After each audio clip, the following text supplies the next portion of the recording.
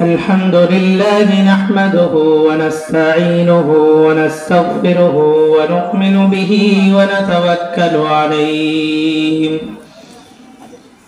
ونعوذ بالله من شرور أنفسنا ومن سيئات أعمالنا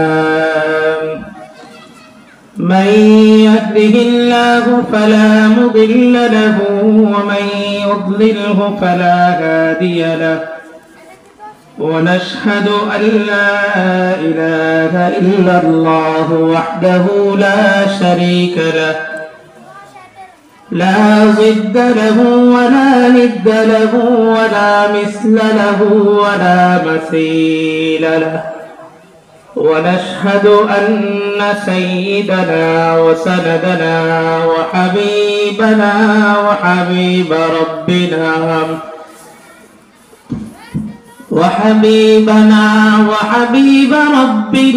وطبيبنا وطبيب قلوبنا ومولانا وأولانا محمدا عبده ورسوله أرسله بالحق بشيرا ونذيرا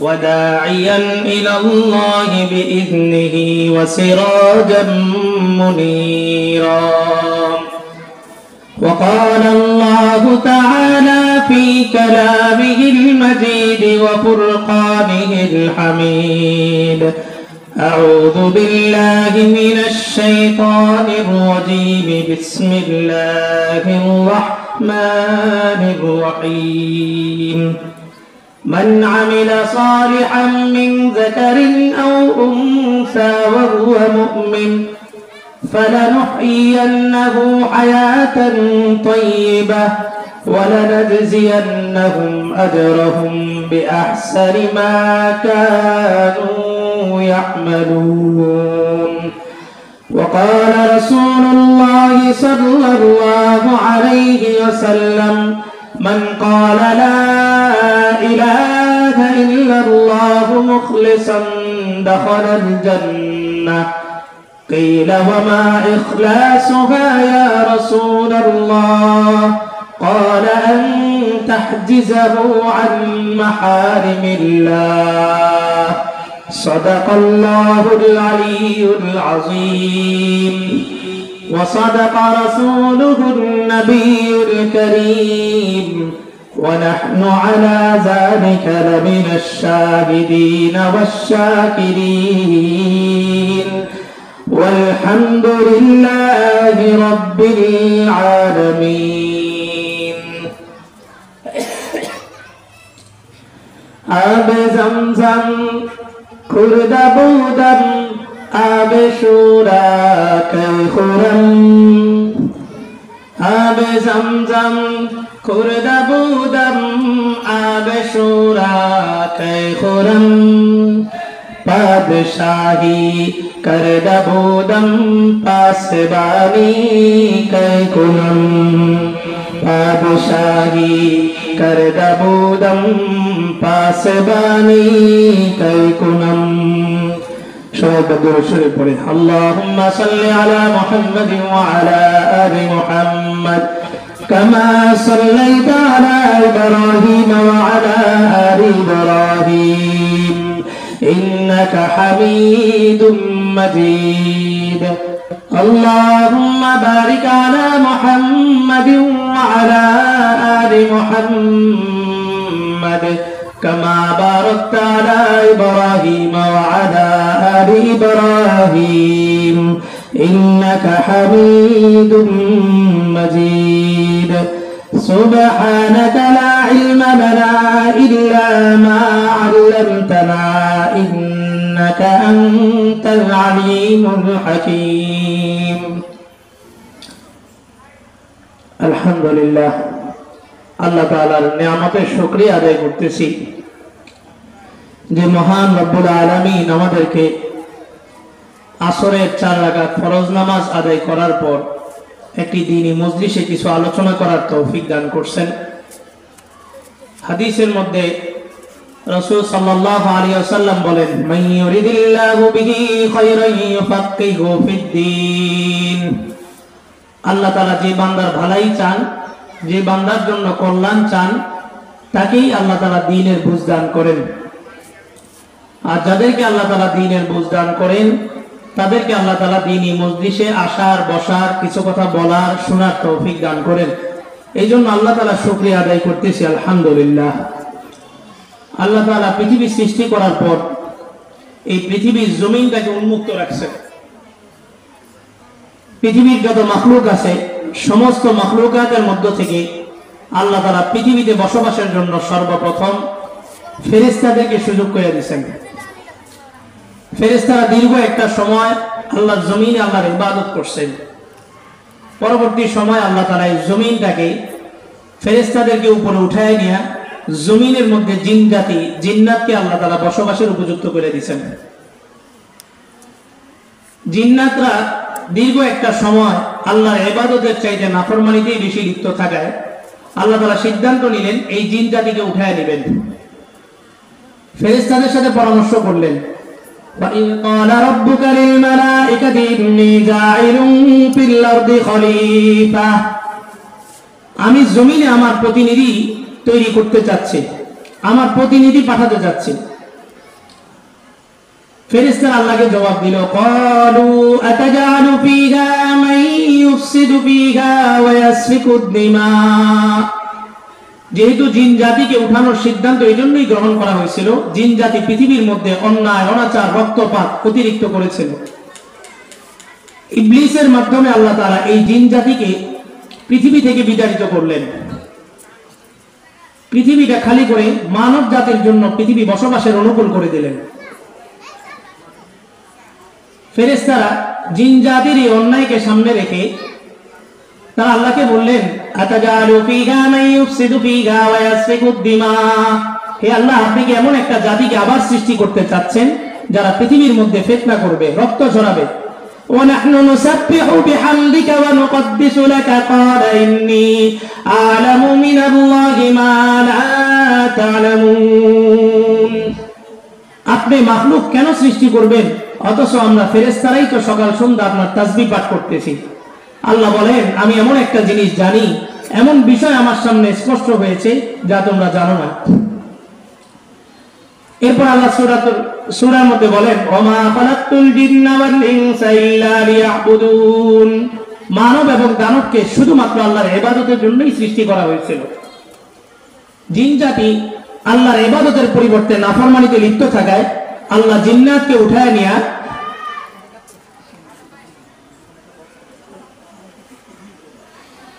আল্লাহ তাআলা সিদ্ধান্ত নিলেন মানব জাতিকে জমিনের মধ্যে বসবাসের উপযুক্ত করবেন, প্রতিনিধিত্ব দিবেন। আল্লাহ বলেন, জিন এবং মানব দোনো জাতিকে আমি সৃষ্টি করছি শুধুমাত্র আমার ইবাদতের জন্য। জিন জাতি ইবাদত করেনি, মানব জাতিকে আল্লাহ তাআলা পাঠাইছেন অল্প সামান্য কিছু হায়াত দিয়ে, যে হায়াতের মধ্যে সে শুধুমাত্র আল্লাহর ইবাদত করবে। সমস্ত তাফসীরের মুফাসসিরগণ এই কথার উপর একমত, ওমা খালাকতুল জিন্না ওয়াল ইনসা ইল্লা লিয়াবুদুন। লিয়াবুদুন আই লিয়ারিফুন, অর্থাৎ আল্লাহ তাআলার ইবাদত মানে হচ্ছে আল্লাহ তাআলাকে চিনা। আল্লাহ সূরা মুলকের মধ্যে বলেন, আল্লাযী খালাকাল মাউতা ওয়াল হায়াতা লিয়াবলুয়াকুম আইয়ুকুম আহসানু আমালা। মানব জাতিকে সৃষ্টি করার আগে মানব জাতির মৌতকে সৃষ্টি করা হয়েছে।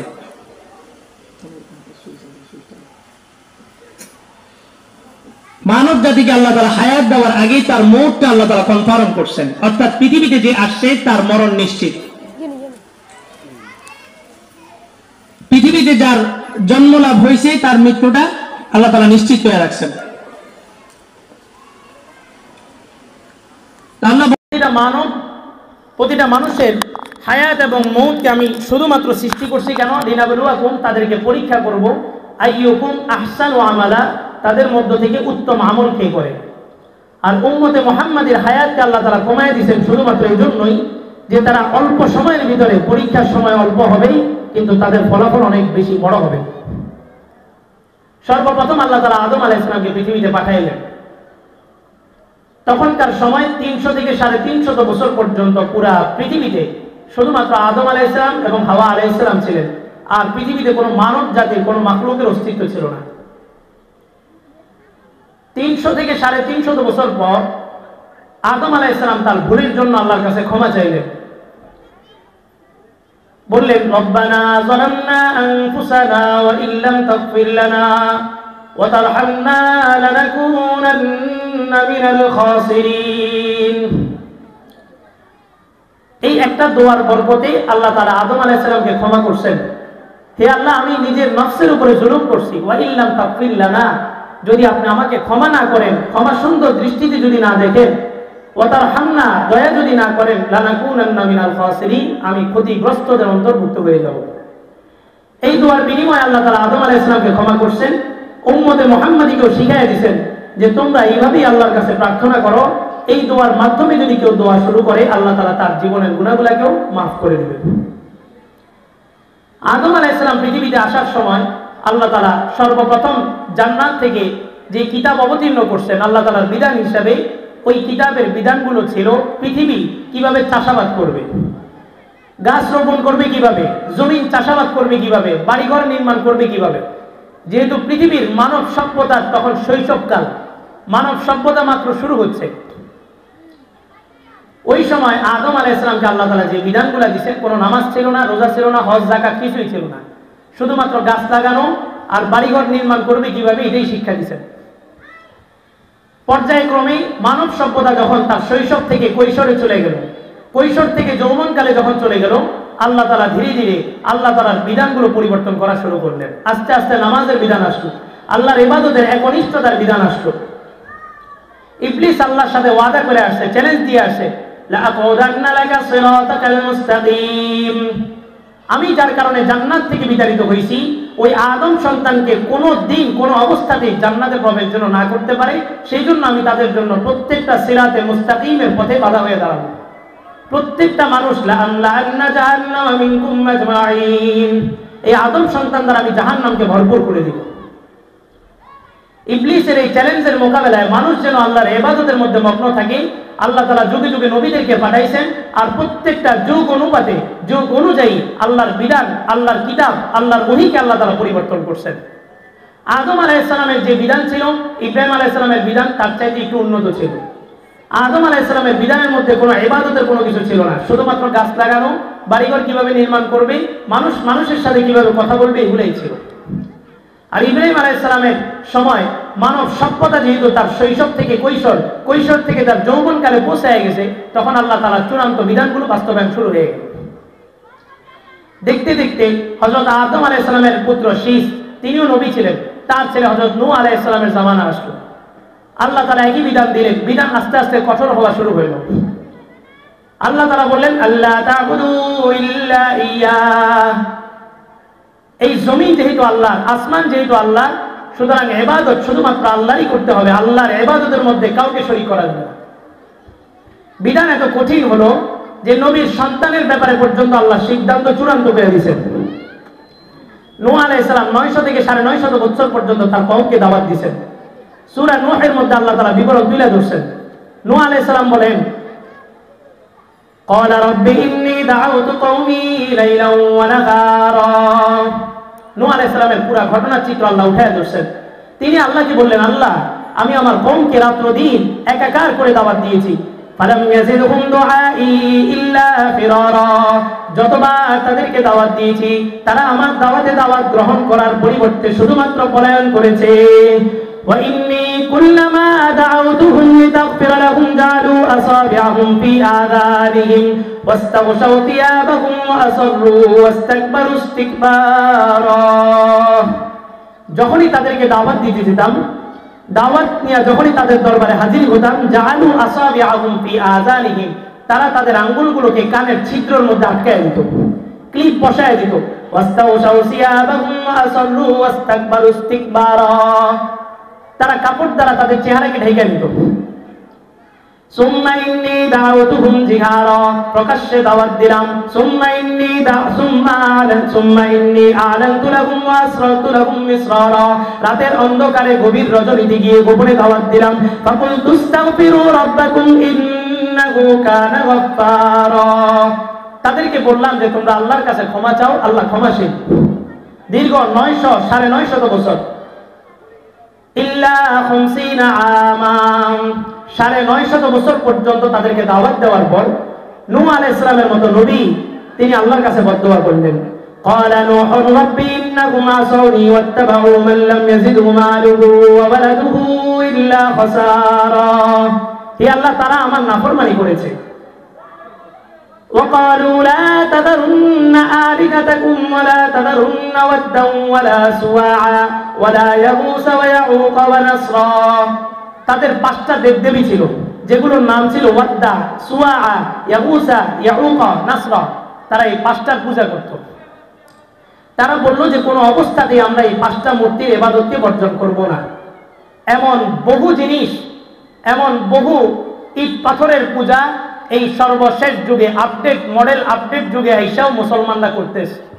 গতকালকে 21শে ফেব্রুয়ারি ভাষা শহীদ দিবসের নামে শহীদদেরকে ফুলের মালা দিয়া যেই মূর্তিগুলার পূজা করা হয়েছে এটাকে আমাদের সমাজে বলা হয় শহীদ মিনার। ইসলাম বলে যেই মানুষটা মারা গেছে, চলে গেছে, দুনিয়া থেকে চলে গেছে, তাকে যদি কোনো কিছু দ্বারা উপকৃত করতে হয় সেটা ইসালে সওয়াবের মাধ্যমেই করতে পারবে। দুনিয়ার এই লক্ষ কোটি টাকার ফুল বিতরণের মাধ্যমে ওই শহীদের কোনো মর্যাদা বৃদ্ধি হবে না, বরঞ্চ এই সমস্ত কৃষ্টি কালচার শরীয়ত বহির্ভূত কাজের কারণে আল্লাহ তাআলা তাদের কবরে আযাব দিতে পারেন। তো তারা বললে এই 5টা পূজা আমরা কোনো অবস্থাতেই ছাড়বো না। নূহ আলাইহিস সালাম বললেন وقال نوح رب لا تذر على الأرض من الكافرين ديارا, আল্লাহ একটা কাফেরকে আপনি ছাড় দিবেন না। ইন্নাকা ইয়াতাদারুহুম ইউদিল্লু ইবাদাকা ওয়া লা ইয়ালিদু ইল্লা ফাজিরুন কাফফারা, এদের একজনকেও যদি আপনি ছেড়ে দেন তো এরা এই কাফেরদের সন্তানগুলো আপনার বান্দাদেরকে ধ্বংস করে দিবে, নষ্ট করে দিবে, কুফরের মধ্যে নিমজ্জিত করবে। ইন্নাকা ইন তাযারহুম ইউদিল্লু ইবাদাক, তাদেরকে যদি ছেড়ে দেন তারা আপনার বান্দাদেরকে গোমরাহ করে দিবে। ওয়ালা ইয়ালিদু ইল্লা ফাজিরুন কাফফারা, আর তাদের বংশ থেকে যারা আসবে তারা মুসলমান হবে না, তারাও কাফের হবে। আল্লাহ ওহী নাযিল করলেন ওয়াসনাইল ফুলকা বিআয়ুনিনা ওয়া ওয়াহয়িনা ফাইদা জাআ আমরুনা ওয়া ফারাতান নূর, আল্লাহ বললেন নূহ তুমি আমার সামনে একটা নৌকা বানাও। وكلما مر عليه ملأ من قومه سخروا منه قال إن تسخروا منا فإنا نسخر منكم كما تسخرون, নূহ আলাইহিস সালাম নৌকা বানাইলেন। বানানোর পরে স্বজাতিকে সতর্ক করলেন যে আল্লাহর আযাব আসন্ন, অল্প কিছুদিনের মধ্যেই আল্লাহর আযাব চলে আসবে। তো নূহ আলাইহিস সালামের এই নৌকা নিয়ে তারা ঠাট্টা করত। আল্লাহ তাআলা বললেন নূহ তুমি নৌকা বানাও, তারা যেমন ঠাট্টা করতেছে আমিও তাদের সাথে ঠাট্টা করব। হাত্তা ইযা জাআ আমরুনা ফারাতান নূর, এরপর আল্লাহ তাআলা চূড়ান্ত আযাব বাস্তবায়ন ঘটে গেল। হঠাৎ করে তারা দেখলো যে মাটির নিচ থেকে পানি বের হওয়া শুরু হয়েছে। তন্নুর, আমাদের দেশে বলে তন্নুর, তন্দুরের রুটি। এই তন্দুর মানে হচ্ছে যে মাটির নিচে যে চুলা বানানো হয় এটাকে তান্নুর বলে আরবিতে। এই তান্নুর থেকে পানি ওঠা শুরু হলো। তখন আল্লাহ তাআলা নূহ আলাইহিস সালামকে বললেন কুল নাহমিল ফীহা মিন কুল্লিন যাওজাইনি ইসনাইনি ওয়া আহলাকা ইল্লা মান সাবাকা আলাইহিল কওল ওয়া মান আমানা ওয়া মা আমানা মাআহু ইল্লা কলিল, প্রত্যেকটা প্রাণী থেকে এক জোড়া করে প্রাণী উঠান এবং আপনার পরিবারদের মধ্য থেকে যারা ঈমান আনছে তাদেরকে উঠান, তবে যার ব্যাপারে আল্লাহ সিদ্ধান্ত চূড়ান্ত হয়ে গেছে সে আপনার নৌকায় উঠতে পারবে না। কার ব্যাপারে সিদ্ধান্ত চূড়ান্ত? নূহ আলাইহিস সালামের ছেলে কেনআন, নবীর ছেলে, কিন্তু ইসলাম ধর্ম গ্রহণ না করার কারণে তার ব্যাপারে আল্লাহ সিদ্ধান্ত চূড়ান্ত হয়ে গেছে। وقال اركبوا فيها بسم الله مجريها ومرساها إن ربي لغفور رحيم, এটা নৌকায় আরোহণ করলে এই দোয়াটা পড়তে হয়। নূহ আলাইহিস সালাম যখন নৌকায় উঠলেন, আল্লাহর আযাবের পানি যখন শুরু হয়ে গেল, নূহ আলাইহিস সালাম দোয়া করলেন বিসমিল্লাহি মাজরিহা ওয়া মুরসাহা ইন্না রাব্বি লাগাফুরুর রহিম, ওই আল্লাহর নামে যাত্রা শুরু করলাম, ওই আল্লাহর নামে সফর শুরু করলাম যার হাতে এই সমুদ্রের চলাচল, সমুদ্রে পানি চলে, যার ইশারাতে বাতাস প্রবাহিত হয়, তার নামেই চলা শুরু করলাম। ইন্না রাব্বি লাগাফুরুর রহিম, আমার আল্লাহ ক্ষমাশীল এবং দয়ালু। নূহ আলাইহিস সালাম তার ছেলেকে ডাকলেন, কেনানকে, আসো। وقال اركبوا فيها بسم الله مجريها ومرساها إن ربي لغفور رحيم وهي تجري بهم في موج كالجبال। মুহূর্তের ভিতরে পানি সমুদ্র রূপ ধারণ করলো, পাহাড় পর্বতের মতো বড় বড় বিশাল ঢেউ আসতে শুরু করলো, নৌকা আস্তে আস্তে চলা শুরু হইল। ওয়াহিয়া তাজরি বিহিম ফি মাউজিন কালজিবাল, নৌকা তাদেরকে নিয়ে পাহাড়ের মতো ঢেউয়ের মধ্যে রওনা শুরু করলো। ওয়ানাদা নূহুন ইবনাহু ওয়া কানা ফি মাযিলি ইয়া বুনাইয়া ইরকাব মা'ানা ওয়া লা তাকুম মা'আল কাফিরিন। নূহ আলাইহিস সালাম বুঝলেন আল্লাহর আযাব চিরধার্য, চলে আসছে, আর কেউ বাঁচার সুযোগ নেই। ছেলেকে বললেন, আসো, আমার সাথে আসো, আমার সাথে নৌকায় উঠো, কালিমা পড়ে মুসলমান হও। ছেলে মুসলমান হয় নাই। আর আযাব যখন শুরু হয়, মৃত্যুর যন্ত্রণা যখন শুরু হয়, তখনকার তওবাটা আল্লাহ কবুলও করেন না। চতুর্দিক থেকে পানি ঢেউ সমুদ্রের রূপ ধারণ করলো, এক একটা ঢেউ পাহাড় পর্বতের মতো বিশাল উঁচা উঁচা হয়ে ঢেউ আসতেছে। ওই যুগের মানুষ 70-80 ফিট লম্বা হইত, এক একটা মানুষ এক একটা পাহাড়ের সমান হইত। তো নূহের ছেলে কেনান সে চিন্তা করলো যে আমি তো মানুষটা এমনি লম্বা, এর উপরে পাহাড় আছে বিশাল, পাহাড়ের চূড়ায় চলে গেলে তো আমি নিশ্চিত। সে বাবাকে ডাক দিয়ে বলল,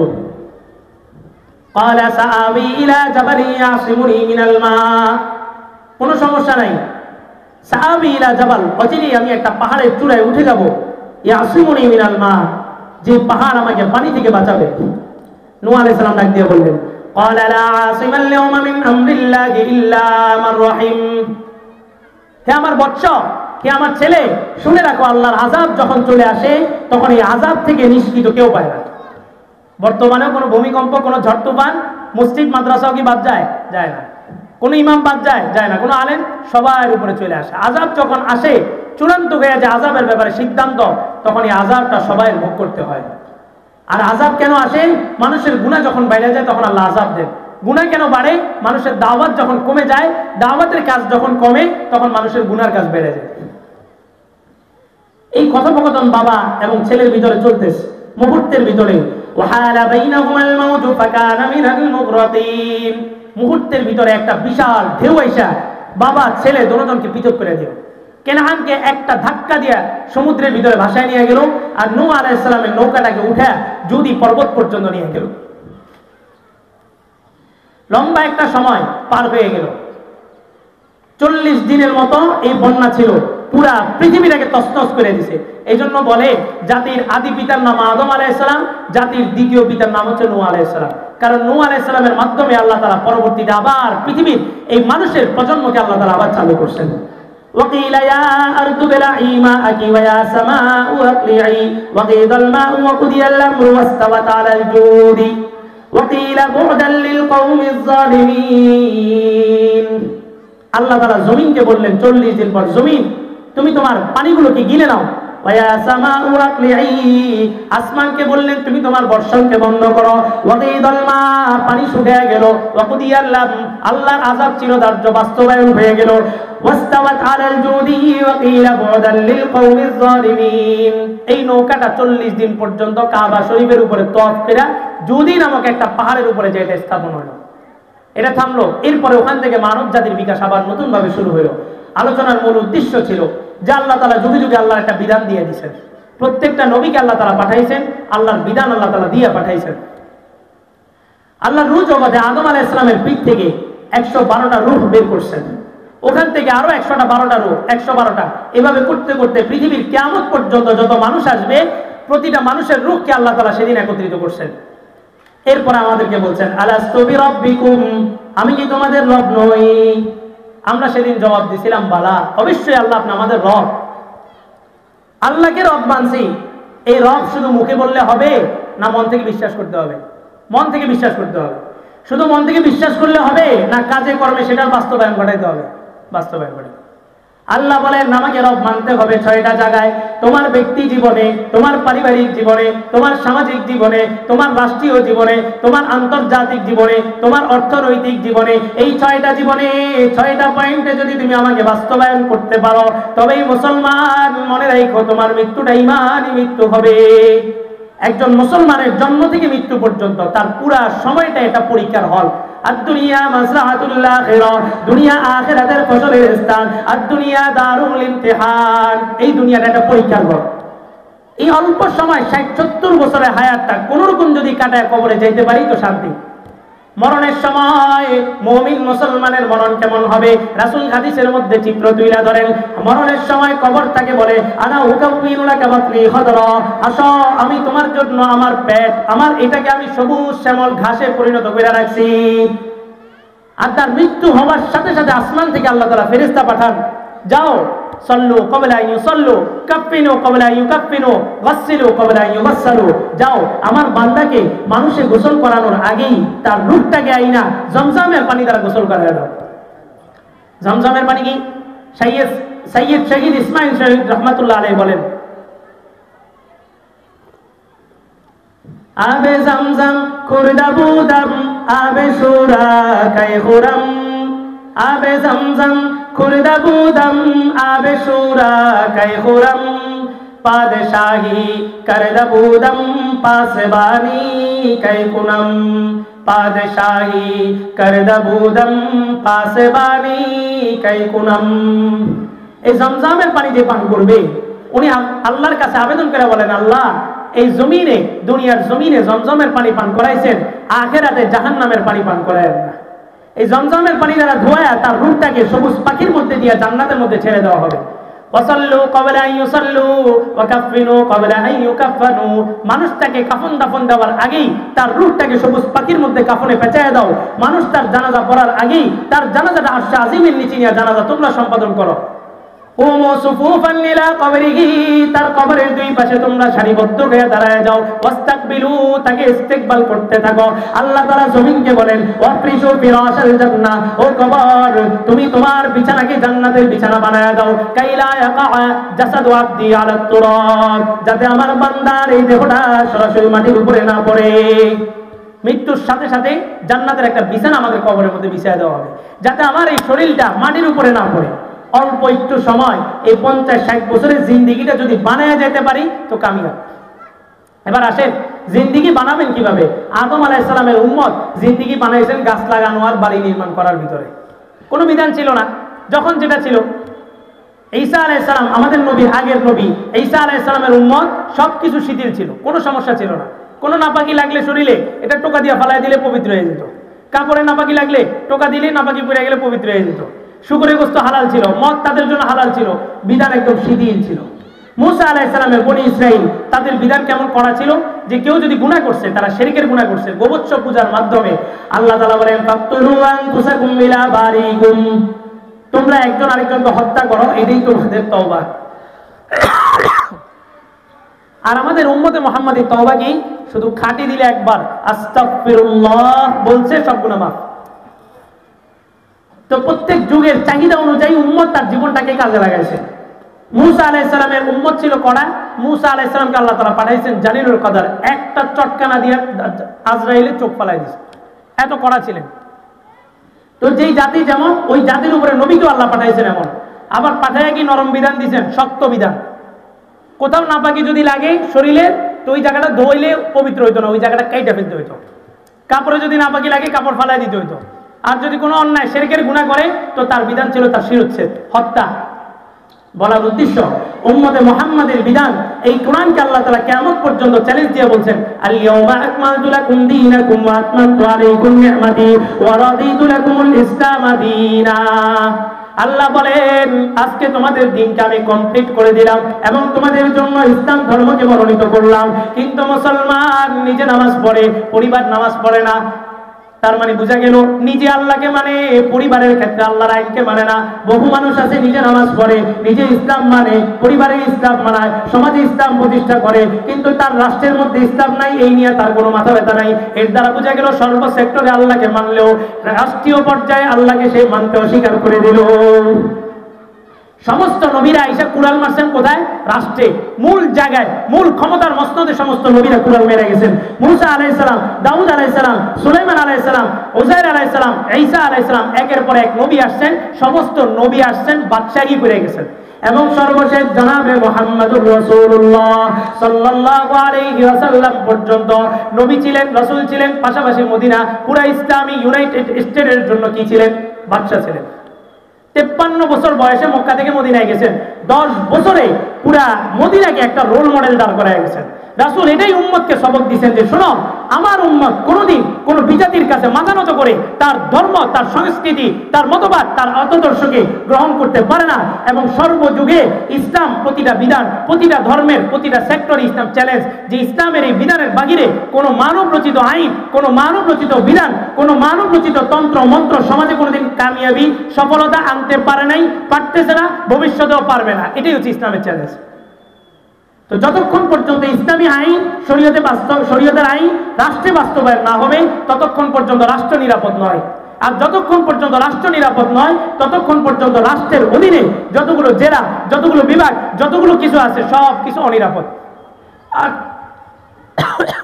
এই সমস্ত সেক্টরগুলো যতক্ষণ পর্যন্ত অনিরাপদ ততক্ষণ পর্যন্ত একজন মুসলমান সমস্ত মা বোনদের ইজ্জতের দায়িত্ব নিয়ে ঘরে বসে থাকা অসম্ভব। মুসলমানের দায়িত্ব এটা। নবীরা চলে গেছেন, নবীদের দরজা শেষ, আর কোন নবী আসবে না। রাসূল বলেন আনা খাতামুন নাবিয়্যিন লা নাবিয়্যা বাদি, আমি সর্বশেষ নবী, আমার পরে আর কোন নবী আসবে না। সুতরাং নবীওয়ালা কাজের দায়িত্ব এই উম্মতের প্রত্যেকের সকলের। আল্লাহ তাআলা বলেন কুনতুম খায়রা উম্মাতিন উখরিজাত লিন-নাস, তোমাদেরকে মধ্যমপন্থী উম্মত বানানো হয়েছে, তোমাদেরকে এমন উম্মত বানানো হয়েছে জান্নাতের সমস্ত নবী, সমস্ত উম্মতের আগে তোমাদেরকে জান্নাতে প্রবেশ করানো হবে। আল্লাহর রাসূল বলেন লা ইয়াদখুলুনাল উম্মাহ হাত্তা তাদখুলা উম্মতি, আমার উম্মত জান্নাতে প্রবেশ করা ব্যতীত কোন নবীর কোন উম্মত জান্নাতে প্রবেশ করবে না। এই নবীর উম্মত এত শ্রেষ্ঠত্ব কেন? এই উম্মত নবীওয়ালা কাজ করবে। নবীরা রাষ্ট্রের মূল জায়গায়, রাষ্ট্রের মূল মসনদে, ক্ষমতার মূল মসনদে পদ দিয়েছেন। এই নবীর উম্মত সর্বপ্রথম তার টার্গেট থাকবে রাষ্ট্রের মূল জায়গায়, ক্ষমতায়। বলে সংস্কৃতি চাই না নির্বাচন চাই? আমরা সংস্কৃতিও চাই না, নির্বাচনও চাই না। আমরা চাই রাষ্ট্রে ইসলামী হুকুমত কায়েম হোক। আমাদের মিশন একটা, সংস্কার হবে, নির্বাচন হবে, সবকিছু হবে, কিন্তু আমাদের মরণ পর্যন্ত আমাদের মিশন একটাই থাকবে, সেটা হচ্ছে রাষ্ট্রে যতদিন পর্যন্ত ইসলামী হুকুমত কায়েম না হবে ততদিন পর্যন্ত আমাদের মিশন চলতেই থাকবে। সাহাবায়ে কেরাম আসলেন, আয়েশা বললেন যে ইয়া রাসূলুল্লাহ, মক্কা তো বিজয় হয়ে গেছে, এবার আমাদেরকে একটু ছুটি দেন, আমরা একটু বাড়িতে যাই। আল্লাহ আয়াত নাযিল করলেন ওয়ালা তুলকু বিআইদিকুম ইলাত তালুকা, তোমরা নিজেদেরকে ধ্বংসের দিকে ঠেলে দিও না। যতদিন আল্লাহর রাস্তায় জিহাদে আসো ততদিন তোমরা তোমাদের জানকে সঠিক জায়গায় কাজে লাগাইতেছো। জিহাদ বন্ধ করে ঘরে ঢুকে ঘরে বসে যাওয়া মানেই হচ্ছে তোমরা নিজেদেরকে নিজেরা ধ্বংসের মধ্যে ঠেলে দিচ্ছ। ইতিহাসের পাতা উল্টাইলে দেখা যায় 1200 বছর পর্যন্ত মুসলমানদের ইসলামী সাম্রাজ্য এত বড়, এত বিস্তৃত, এত বিশাল ছিল যে এই সূর্য মুসলমানদের সাম্রাজ্য উদয় হইত, আবার সূর্য মুসলমানদের সাম্রাজ্যের ভিতরেই অস্তে চলে যেত। কিন্তু যেদিন থেকে মুসলমান তার জিহাদকে ত্যাগ করছে, তার জিহাদকে পরিত্যাগ করছে, সেদিন থেকে বিজা দিয়ে মুসলমানদের উপরে চড়া পড়ছে। এবং পৃথিবীর এত শত কোটি মুসলমান থাকার পরেও মুষ্টিময় কিছু বিধর্মী আজকে পুরা বিশ্বের অর্থনৈতিক বিষয়টাকে বাস্তবায়ন করতেছে।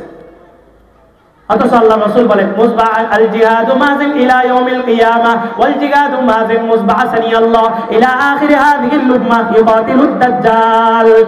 আল্লাহ রাসূল বলেন আমাকে আল্লাহ যেদিন থেকে পাঠাইছেন আনান নাবিয়্যুস সাইফ, আমি যুদ্ধাস্ত্র নবী, আমাকে পাঠানোই হয়েছে জিহাদের বিধানকে বাস্তবায়ন করার জন্য।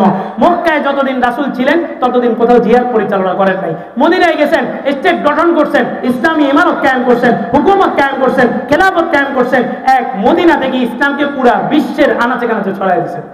ইসলাম এত সহজে আসে নাই, একটা রক্ত পিচ্ছিল রাস্তার উপর দিয়ে ইসলাম আমার পর্যন্ত আসছে। সময় এমন কঠিন এক পরিস্থিতি চলতেছে, এখন আর তাবলীগ, চরমনাই, খানকা, পীর মুরিদি এগুলা সব বাদ দিয়া সমস্ত মুসলমানের ফোকাস এক জায়গায় যাইতে হবে, সেটা হচ্ছে রাষ্ট্রীয় ইসলামী হুকুমত কায়েম হতেই হবে। ক্ষমতায় যেই যাক, রাষ্ট্রে আমার ইসলাম লাগবে। গত কিছুদিন আগেও নবীকে নিয়ে কটূক্তি করছে, বছরকে বছর আমরা এগুলো আন্দোলন করে আসতেছি। অথচ একটা হত্যার বিধান যদি কেউ বাস্তবায়ন করতে পারে তো সমাজের পৃথিবী থেকে, এই বাংলার ভূখণ্ড থেকে নবীকে নিয়ে কোনো কুলাঙ্গার গালি দেওয়ার দুঃসাহস করবে না। একটা বিধান, নবী বলেন মান সাব্বা নাবিয়ান ফাকতুলু, নবীর বিধান করো যে নবীকে নিয়ে গালি দিবে তাকে হত্যা করো। আমার সামনে আমি মুসলমান, আমার সামনে নবীর বিধান স্পষ্ট, প্রশাসনকে আমরা অনুরোধ করতে পারি যে তার হত্যার বিধান বাস্তবায়ন করেন। তবে মনে রাখবেন, প্রশাসন যদি কোনো জায়গায় কোনো একটা অ্যাঙ্গেল থেকে দুর্বলতা প্রকাশ করেন, ইসলামী হুকুমতের ইসলামের বিধান বাস্তবায়ন করতে যদি অপারগতা প্রকাশ করেন, তো ইসলামের এই সমস্ত বিধান মুসলমানদের যুব সমাজ বাস্তবায়ন করে দেবে ইনশাআল্লাহ। নবীকে যে গালি দিবে তার বাঁচার অধিকার নেই। আজান দিতে আজান দিতে না না আজান দিলাম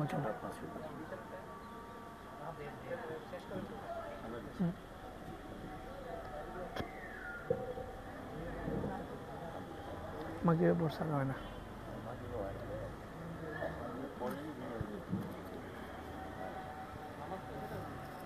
আচ্ছা